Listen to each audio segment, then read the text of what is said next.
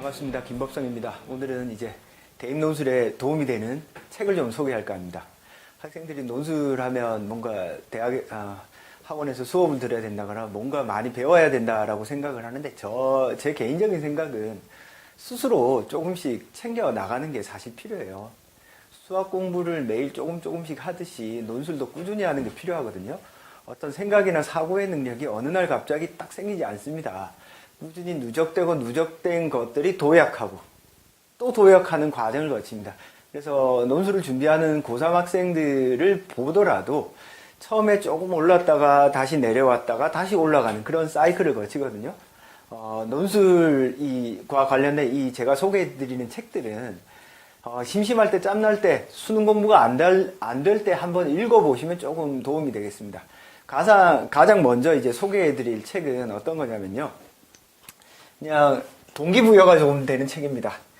첫 번째 소개해드릴 책은 동기부여가 되는 책. 이 책은 대학사용법이라는 책인데요. 제가 여기 앞에 펼쳐놨는데 요런 모양입니다. 대학사용법. 제가 사실 지금 소개해드리는 책들은 어디 협찬을 받았다거나 그런 거 하나도 없습니다. 제가 읽어보고 아이들한테 도움이 될 만한 거 직접적으로 소개를 해드립니다. 이 대학사용법은 논술과 관련된 책은 아니거든요. 대학생 한 명이 고대 출신인데요. 이 학생이 학교에서 쭉 지내보니까 대학을 어떻게 지내는 게 좋겠더라. 물론 이 책은 이제 주로 문과에 있는 학생의 이야기입니다.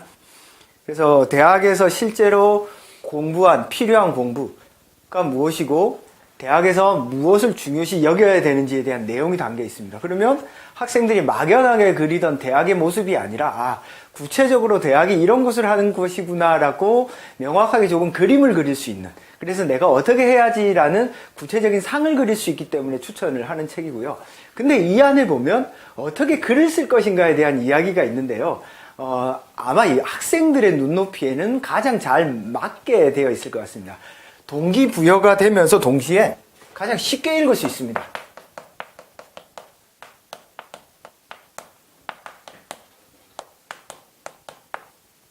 쉽게 읽을 수 있는 책입니다. 대표적으로 중안에 보면 소통 능력이 떨어지면 전문성을 인정받을 수 없다. 그래서 어떻게 하면 글로서 표현하고 말로서 상대를 설득할 것인가. 그래서 글쓰기에 3대 원칙 이런 것들이 있습니다. 읽어보시면 내가 논술 문제에 글을 쓰는 데 있어서도 이런 것들이 조금 필요하겠구나. 간단 명료하게 아주 압축적으로 설명이 되어 있으니까 단순히 논술뿐만이 아니라 내가 지금 하는 공부가 왜 필요하고 어떤 점에서 내가 대학에서 지금 논술 공부가 도움이 되는지 아마 잘 나와 있는 책이기 때문에 여러분들에게 조금 큰 도움이 되지 않을까. 제가 지금 소개해드리는 순서는요, 난이도 순서입니다. 난이도. 그러니까 가장 쉽고 편하게 조금 읽을 수 있으면서 동기부여가 되는 책이라고 보시면 됩니다. 한번 읽어보시고요. 그 다음으로 추천할 책은, 이거는 동기부여에 가깝다면 실제 이제 글을 쓸 때 어떻게 해야 될까. 이 책은 제가 지금 고1입니다. 예비고2, 예비고3이죠. 중학생을 위한 논술 만점 공부법인데요. 아니, 나 고딩인데 이거 봐도 돼요? 이런 말을 하는 친구들이 있을 텐데요. 보세요. 쉽게 읽을 수 있습니다. 한 2, 3일만 투자하거나 하루만 투자해도 다 읽을 수 있어요. 쉽게 되어 있고, 논술이 이런 거구나. 대략적인 감을 잡을 수 있습니다. 앞부분에 대학사용법이, 대학이라는 곳에서 글쓰기라고 하는 것, 그리고 말하고 농구술에 해당되는 의사전달력이라든지 이런 부분에 포커스가 맞춰져 있다면, 즉, 사회에서 요구하는 능력들이 어떤 것이기 때문에 우리가 왜 농구술에 필요한 능력들을 갖추어야 되는지에 대한 이야기가 조금 담겨 있어서 동기부여에 조금 가깝다면, 요거는 실제로 글을 쓸 때 뭘 중요시 여겨야 되는지에 대한 어떤 가장 중요한 포인트들이 조금 담겨 있습니다. 특히 이제 논술이잖아요. 논술은 채점자가 보는 글이죠.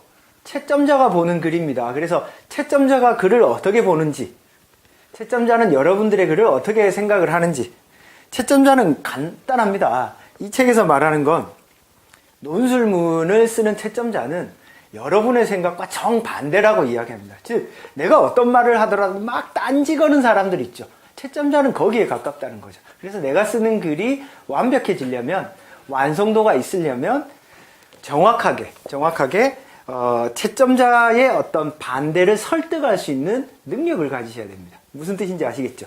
자, 그 다음에 한번 또 볼까요? 이 중학생 논술을 보면 여기 뒤에 글을 어떤 식으로 써야 되고 어떤 식으로 설득을 할 때 논리적 설득이 되는지에 대한 어떤 몇 가지 규칙, 원칙들을 갖다 놓았습니다. 그래서 그 방법들을 실제로 대입 논술에서 적용시켜 보아도 괜찮고요. 자, 요 책과 논증의 기술은 비슷한 책입니다. 두 개 중에 하나만 읽어보시면 돼요. 두 개 중에. 여러분들이 이걸 보건 두 개 상관이 없는데요. 제 생각에는 여러분들이 두 가지를 한번 살펴보고 서점에서 그냥 필 꽂히는 걸 읽으시면 됩니다. 둘 다 괜찮습니다. 책을 읽거나 이런 것에 조금 부담을 느끼는 친구들은 이게 좀 좋고요. 이런 거 읽는데 큰 부담을 느끼지 않는 학생들은 논증의 기술이 조금 더 좋겠네요. 논증의 기술은 이 중학생을 위한 논술이랑 거의 어떤 내용이랑 형식적인 측면에서 크게 다르진 않는데요. 우리나라 대입 논술의 어떤 대비하기 위한 책은 아닙니다. 이건 외국 책이거든요. 일상적인 어떤 생활에서 어떻게 논증을 할 것이며 어떻게 논리적으로 사고하는 과정들을 글로 표현할 것인지 그 일상생활에서 느낄 수 있는 어떤 원칙, 원리들이 담겨 있어요. 그래서 규칙을 아주 많이 넣어 놓았는데 뒷부분에 이제 논리학적인 이야기 그 부분만 빼면 챕터가 몇 번 챕터냐면요.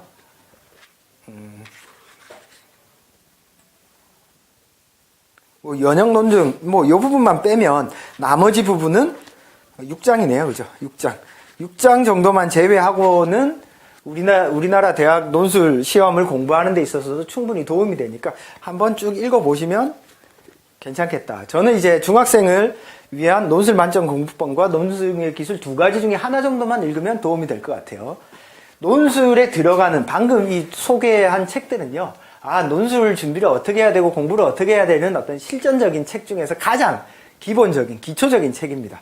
조금 더 심화를 시키고 싶다라고 하면 실제로 논리가 어떻게 구성되어 있고 어떤 식으로 내가 글을 써야 될까를 좀 더 심화시키고 싶다면은 이런 책들이 괜찮습니다. 논리학 실험실이라는 책인데요. 이 책은 일본에서 나온 책입니다. 요거는 과학자들이 어떻게 논리적 사고를 하는가, 과학자들의 논리 구조는 어떻게 되어 있는가, 가설을 설정하고 어떻게 실험을 하며 그래서 그것을 어떻게 설명해 내는가. 그래서 이 책은 좋은 이유가 이렇게 그림이나 이런 것들이 많이 들어있어요. 그래서 쉽게 이해할 수 있도록 되어 있는데 막상 읽어보면 조금 어렵습니다. 이게 표지나 책을 읽어보면 쉬워 보이지만 조금 이제 내용이 조금 어렵거든요. 그래서 기본적으로 어떤 글을 쓰는 데 있어서 우리가 논술을 한다라는 것은 설득을 하는 거고, 설득을 한다라고 하는 것은 과학자가 특정한 사고의 방식 혹은 실험의 방식을 통해서 어떤 논리적인 과정을 일반 대중들에게, 일반적인 사람들한테 그리고 보편타당하게 보여주는 원칙이랑 사실 똑같거든요. 그래서 논술과 어떤 과학적 탐구는 거의 일치한다고 보시면 됩니다. 그래서 그걸 보여주고 있기 때문에 여러분들이 글을 쓰는 데 있어서 이 부분 좀 활용해 볼 수 있을 것 같고요.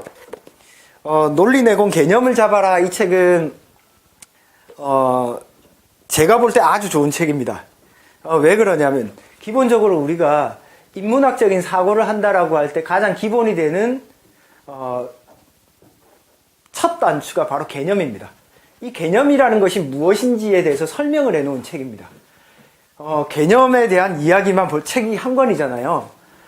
이 책은 이제 조금 어려울 겁니다. 아마 어려울고 어떻게 보면 조금 지루할지도 모르겠어요. 학생들의 입장에서는 이게 왜 직접적으로 논술에 도움이 되는지 모를 수도 있습니다. 그렇지만 개념을 사유하는 능력을 가진다라고 하는 건 어떤 논술 문제가 나오더라도 그 낯선 개념을 자기 스스로 사고할 수 있도록 만들어주거든요. 이 책은 어떤 책이냐면 앞에서 이야기한 것처럼 논증의 기술이나 중학생을 위한 논술 만점 공부법, 이 책보다는 조금 더 어려운 심화된 책이라고 보시면 됩니다. 그래서 이런 심화된 책들이 있고요. 요 비슷한 단계로 이제 비판적 사고 실용적 인문인데요. 이 책의 장점은 연습 문제가 많습니다. 실제로 어떻게 논리적 사고의 구성, 어떤 식으로 구성되어 있는지를 연습할 수 있도록 되어 있어요. 그래서 이 책은 실제로 연습을 하면 상당히 도움이 되는데 학생들 스스로 이걸 잡고 하기에는 조금 어려울 수도 있겠다. 근데 만약에 아이들이 논술에 진짜 관심이 있고 논리적 사고에 뭔가 연습을 많이 하고 싶으면 저는 강력하게 이 책을 권합니다. 여기에 있는 연습 문제, 여기에 있는 어떤 설명들을 쭉 따라가다 보면 그냥 논술은 자연스럽게 풀릴 가능성이 큽니다. 자, 이 책이 한 중간 단계. 그래서 논리학 실험실과 논리 내공, 비판적 사고, 실용적 입문은 한 중간 단계의 책이라고 보시면 돼요. 그 다음에 조금 더 어려운 책이요. 이건 최고 상위 레벨. 이거는 사실 학생들이 볼 필요는 없을 것 같아요. 논증의 탄생이라는 책인데 이제 툴민의 일반 논리에 대한 어떤 책을 배경으로 만들어 놓은 거거든요. 그러니까 논리학에서 이제 형식 논리가 있다면 비형식 논리가 있잖아요. 그러니까 비형식 논리에 관련된 책입니다. 근데 형식 논리에 대한 책들은 사실은 우리가 거의 공부를 할 필요가 없고요. 논술 공부하는 데 있어서 비형식 논리에 대한 책이 어떤 마스터급에 해당되는 책이라고 보시면 됩니다. 근데 이 책이 두꺼워가지고 학생들은 조금 어렵다라고 생각하는 수도 있는데요. 사실 요거도 차근차근 따라가다 보면 쑥 읽을 수 있어요. 근데 요거는 워낙 두꺼워서 시간이 많이 걸립니다. 그래서 이 책은 만약에 진짜 내가 논술로 논신이 되고 싶다. 그러면 한번 읽어보시고요. 마찬가지로 비판적 사고와 논리도 이 안에 들어있는 어떤 구조들이 깔끔하게 정리되어 있는 것이 장점입니다. 그래서 한 챕터의 어떤 핵심들을 이렇게 표나 모양으로 모아놓았기 때문에 만약에 이게 잘 정리가 되면 논술도 쉽게 풀리지 않을까. 즉 비판적으로 사고하는 능력 갖추지 않을까라고 생각합니다. 그래서 이 두 권은 좀 상위권 완전히 최상위 논술을 준비하는 최상위 학생들이 조금 볼 수 있는 책이다. 방금 이야기한 부분들이 이제 대학 사용법에 해당되는 책들이 동기부여에 관련된 아주 기초적인 책이라면요. 이제 요것들을 조금 심화시킨 책이 어떤 중학생을 위한 만점 공부법.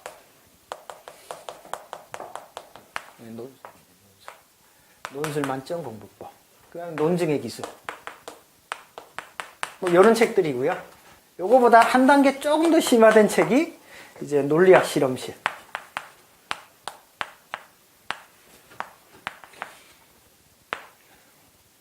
개념을 잡아라. 논리 내공. 요 정도까지는 충분히 여러분들이 소화해낼 수 있는 책인 것 같습니다.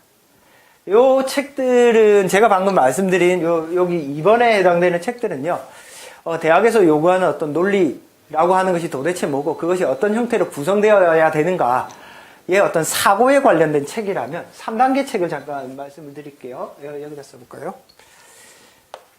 3단계 책은 조금 이제 사실 이건 논술책은 아닙니다. 로지컬 싱킹이라는 책이랑요, 논리의 기술이라는 책입니다. 요 두 책은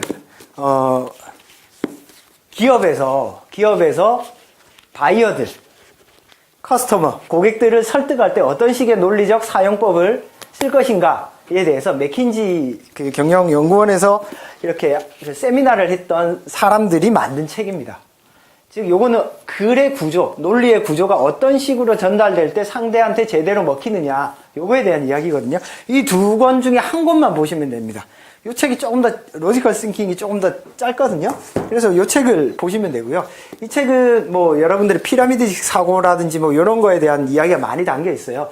상대를 설득해야 될 때 배려, 상대를 설득해야 될 때 어떤 걸 고려해야지만이 상대가 잘 먹히는가. 논술도 결국에는 채점자를 설득하는 거거든요. 그러면 어떤 특정한 논제와 제시문이 주어졌을 때 이 논제와 제시문을 보고 어떻게 설득을 할 것인가. 그 설득의 구조를 여기에서 다양하게 제시해주고 있습니다. 그렇게 나열형으로 쓸 것인지, 요약형으로 쓸 것인지, 시간 순서로 쓸 것인지, 아니면 특징을 설명하는 방식으로 쓸 것인지, 논증의 방식으로 쓸 것인지, 즉 어떤 형태의 글의 구조를 가져갈 때 좋은 글이 될 것인가에 대한 것들이 여기에 잘 나타나 있습니다. 따라서 이 방식대로 글을 구성하는 연습을 할 수 있어요. 요거는 논술에 직접적으로 도움이 되지는 않을 수 있으나 여러분들이 내가 전달하고자 하는 어떤 생각, 사고방식을 어떻게 구조화할 것인가에는 조금 도움이 됩니다. 이 두 가지 책 중에 바바라 민터의 논리적 기술과 로지컬 싱킹 두 가지 책 중에 어떤 걸 보셔도 상관이 없습니다. 둘 중에 하나 정도는 그냥 쭉 훑어가면서 보셔도 괜찮습니다. 사람들은 이 책들은 꼼꼼히 분석할 것까지는 없고요. 아, 이러이러한 구조로서 서술해 낼 수 있구나 정도는 이 책을 통해서 보면 될 것 같네요. 그래서